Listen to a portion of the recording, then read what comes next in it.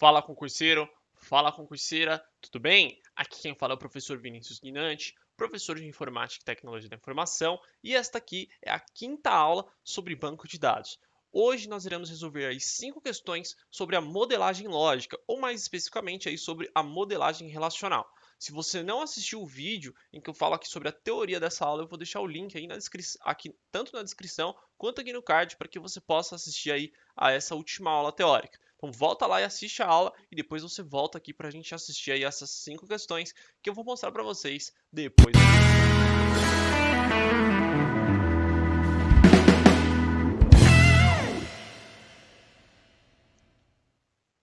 Muito bem, então, pessoal, antes da gente começar, eu gostaria de fazer aquele rápido pedido para você, que se você ainda não é inscrito no canal aí, já se inscreve, não esquece também de deixar o seu like, isso ajuda bastante a gente aí a conseguir novos inscritos e também a chegar aí a mais pessoas e conseguir mais galera para o canal, e também vocês me ajudam a continuar a fazer os vídeos aí para vocês. Então vamos começar aí logo essas 5 questões e resolver para terminar logo este assunto.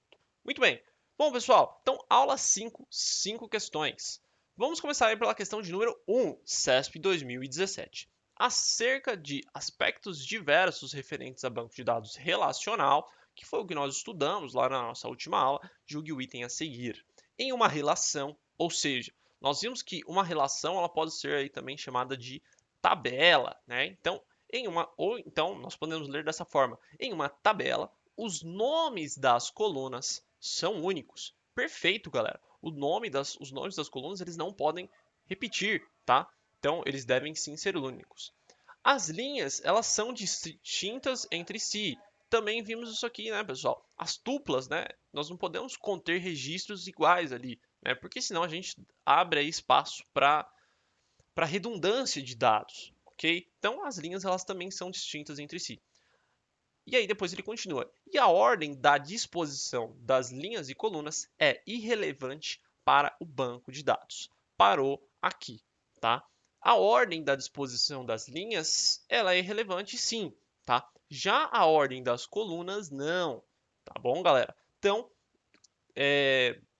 só justificando aqui, por que a ordem das colunas não é? Pessoal, quando nós falamos lá da teoria dos conjuntos, né, teoria dos conjuntos, nós observamos, né, que o modelo relacional ele é baseado na teoria dos conjuntos, tá? E a teoria dos conjuntos ela diz que os elementos eles não possuem uma ordem. Já os tipos de elementos sim possuem uma ordem, ok? E por isso as colunas a ordem das colunas é relevante sim para o banco de dados. Por isso, a questão de número 1 aí está errada, ok? Então, por este motivo aí, somente que a ordem das colunas é irrelevante. Questão de número 2. FCC 2010. Considere, então vamos lá. Número 1.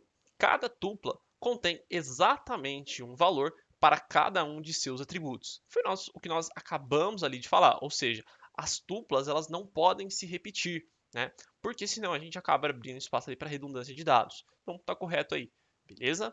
Número 2. Existe ordenação da esquerda para a direita dos componentes de uma tupla. Já podemos parar aqui, porque nós acabamos de ver que não há ordem para as tuplas, né? E ainda ele continua, contrariamente ao conjunto das matemáticas, ou seja, mais uma vez que nós acabamos de falar, né? A gente não pode contrariar aquilo que a gente se baseia, né? Então, se nós nos baseamos aí na teoria dos conjuntos, obviamente tem que seguir a teoria dos conjuntos, que não exige ordenação em seus elementos, né? Ou seja, é, obviamente eles não exigem nas ordenações dos elementos. Aqui está correto, né? Porque a teoria dos conjuntos não exige ordenação dos elementos. Mas, obviamente, então a número 2 ela está errada. Ou seja, só visto aqui, pessoal, a gente já consegue tirar a alternativa B e tirar também a alternativa D. Né? E como a gente viu aqui também que a 1 está correta, a gente consegue tirar a letra C. Então agora a gente só precisa saber se é a 1 e a 3 ou somente a 1. Vamos fazer a leitura aqui do número 3. Então, número 3. Cada subconjunto de uma tupla é uma tupla, ok? E cada subconjunto de um cabeçalho é um cabeçalho. Pessoal, está correto, né? Porque se eu pegar uma tupla, que é uma linha lá, e eu dividir essa tupla, ela vai continuar essa parte sendo uma tupla, essa parte aqui também sendo uma tupla. Tá ok, tá? Então, essa primeira parte aqui está correta. Cada subconjunto de um cabeçalho é um cabeçalho. nós vimos lá que um cabeçalho, né, ou uma coluna, né, as colunas elas podem ser chamadas de cabeçalho, né? Então, se eu pegar lá uma coluna e eu dividir essa coluna, eu ainda vou continuar tendo aqui uma coluna e aqui uma outra coluna, tá? Então, também está correto aí a número 3. Portanto, questão de número 2, alternativa E de elefante. Próxima questão, questão de número 3, FCC 2010. No modelo de dados relacional, então observa bem o que ele está falando aqui, hein, pessoal. No modelo de dados relacional, dada uma tabela contendo 10 linhas, 8 colunas, uma chave primária, duas chaves estrangeiras e 5 atributos não chave, o grau de relação é. E aí, galera, é aqui que a gente tem que observar isso aqui, tá? Apesar dele falar ali que contém 5 atributos, né? Isso quando a gente fala em modelo entidade de relacionamento, quando a gente transforma isso no modelo relacional, esses atributos eles podem acabar se transformando ali em 8 colunas, que foi o caso que aconteceu aqui, tá? Nós explicamos isso, né? Que a modelagem lógica, ela não segue fielmente o que está lá na modelagem conceitual, tá? E pode ter essa adaptação. E uma outra coisa que nós comentamos aqui também, né, pessoal, lá na nossa aula teórica, é que o modelo relacional, no modelo relacional, a quantidade de colunas é ou melhor, a quantidade de relacionamentos que nós temos é a quantidade de colunas, tá? E no modelo entidade de relacionamento, a quantidade de relacionamentos que nós temos é a quantidade de entidades, tá? Ficou um pouquinho difícil? Vou repetir então para ficar um pouquinho melhor para você. Então, lá na nossa primeira aula, nós estudamos o modelo entidade de relacionamento.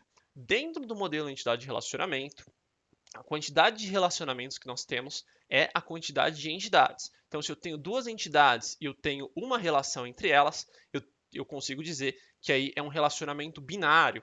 Se uma entidade ela possui um relacionamento com ela mesma, nós dizemos que é um relacionamento unário. Se três entidades possuem um relacionamento entre elas, nós dizemos aí então que é um relacionamento ternário. E depois, se nós tivermos quatro ou mais, nós dizemos aí que é um relacionamento enário. Tá? Já aqui no modelo relacional, a quantidade de relacionamentos que uma tabela possui é a quantidade de colunas que ela possui. Então, se nós vimos lá que essa tabela ela possui 8 colunas, então ela possui aí 8 relacionamentos, tá? E obviamente, né, a única alternativa que nos resta aí a assinalar é a alternativa E de elefante, ok? Então, essa aí é a explicação da questão de número 3. Vamos agora à questão de número 4, FGV 2017. Em uma relação de banco de dados relacionais, analise as afirmativas abaixo. Então, número 1. Uma chave primária identifica um registro de uma forma única, não podendo eventualmente assumir valor nulo. Muito bem, viu, galera? É exatamente isso, né? Nós vimos lá que a chave primária, ela, ela é, obviamente, ali, ela pode identificar uma única tupla dentro de uma tabela, ou seja, evitando ali a parte de tuplas repetidas, né? Evitando ali que apareçam tuplas repetidas. E, obviamente, as chaves primárias, elas não podem assumir valor nulo, tá? Então, o campo que é a chave primária, né? Vamos pegar ali, por exemplo, o campo CPF, né? Ali dentro de um cadastro de pessoas. Eu não posso ter nenhum campo em nulo, tá? Ou então, por exemplo, vamos pegar ali um campo de matrícula, o campo de RA, né? Vamos pegar ali um campo de RA, que seria ali, por exemplo, uma matrícula de uma faculdade. E aí todo mundo ali, que todos os alunos que estão cadastrados, eles têm que ter uma matrícula, tá? Obviamente. Então, a número 1 aí está correta, está beleza. Questão número 2, ou item número 2. Uma chave estrangeira não pode apontar para a chave primária da mesma tabela. O que está errado, tá, pessoal? Esse item aqui ele é um pouquinho polêmico, tá? Quando essa prova aqui foi aplicada, acabou gerando ali um pouquinho de recursos, mas como que a gente consegue decifrar aí essa questão? Basta a gente pensar nas entidades que possuem relacionamento com elas mesmas, tá? Então, quando nós temos ali um relacionamento unário, tá? Então, nós temos aqui o relacionamentozinho unário, ou seja, nós temos aqui essa tabela funcionários, em que nós temos ali o chefe do setor, tá? E aí nós podemos ali, por exemplo, ter mais de um setor, ou seja, mais de um chefe por setor. Logo, quando a gente for transformar aqui esse MER, né, no modelo relacional, a gente vai ver ali que a gente vai ter que pegar aquela aquela mesma tabela, ela vai ter uma chave estrangeira e também uma chave primária dessa mesma tabela, ok? Então, a número 2 aí está errada. Logo, a gente já consegue tirar aqui a letra B, a letra D, a letra E e também a letra C, né, pessoal? Porque não tem, se a 1 está correto, não tem como ser só a 3. Então, a gente já consegue aí matar que o gabarito é a letra A. Mas vamos dar uma olhadinha aqui no item 3 e ver qual que é o erro dele. Ele diz que uma chave candidata é aquela que define uma combinação de atributos entre tabelas, mas não pode ser uma chave primária. Bom, vale ressaltar aqui que ele está falando da chave candidata, pessoal. E a chave candidata, como a gente bem falou, né? A chave candidata é aquela chave, é aquele atributo, né? Aquela coluna que possui os mesmos atributos da chave primária. Entretanto, a única coisa que aconteceu é que ela não foi escolhida ali para ser a chave primária. Então, como a questão diz que ela não pode ser, está errado, porque ela pode ser eventualmente sim ali a chave primária. Beleza? Então, este aí é o erro da número 4. Para a gente finalizar, número 5. Na modelagem de banco de dados relacionais, há um item importante da modelagem, que é o conceito de chave estrangeira, a famosa foreign key, na qual, então vamos dar uma olhadinha aí o que é uma chave estrangeira. Então ele diz lá, os atributos que a compõem não admitem o uso da acentuação da língua portuguesa. Errado, pessoal. Apesar aí das doutrinas, né, de banco de dados recomendarem o não uso de caracteres acentuados em banco de dados, né? Isso é uma recomendação, até porque o computador ali ele fica é um pouquinho ruim para o computador ler caracteres acentuados. Não tem nenhum problema quanto a isso, tá, pessoal? Pode utilizar sim, tá? Não há nenhuma restrição. Letra B. Os atributos que a compõem podem ter origem na chave primária de mais de uma tabela. Ou seja, então nós temos aqui essa tabela e aqui uma outra tabela. E aqui eu tenho uma foreign key. E aí ele está dizendo aqui que, por exemplo, essa foreign key ela pode ter origem em mais de duas tabelas. Então, por exemplo, eu posso fazer com que essas duas PK deem origem a essa FK aqui. Eu posso fazer isso?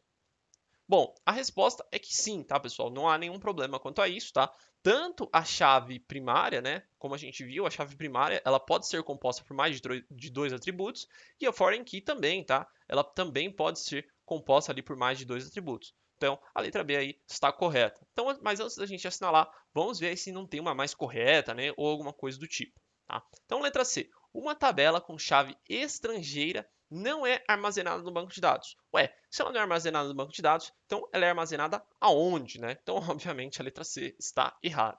Letra D, não pode ser aplicada a tabelas com mais de 5 atributos. É claro que não, né, pessoal? Se fosse assim, imagina, nós nem teríamos ali chave estrangeira no banco de dados, porque a maioria das tabelas possuem muito mais de 5 atributos, né? E letra E, somente podem ser do tipo numérico. Nada a ver também, tá, pessoal? Pode ser ali, ela pode ter o nome ali igualmente da chave primária de outra tabela, tá? Então, ficamos aí com a letra B, tá? Questão de número 5, gabarito letra B. Pessoal, deixo aí mais uma vez as nossas redes sociais, ok? Agradeço a presença de todos vocês. Espero também todos vocês aí na próxima aula de banco de dados e também nos outros vídeos do canal. Deixo aqui mais alguns vídeos para você assistir aí e desejo bons estudos, um grande abraço e até a próxima. Obrigado.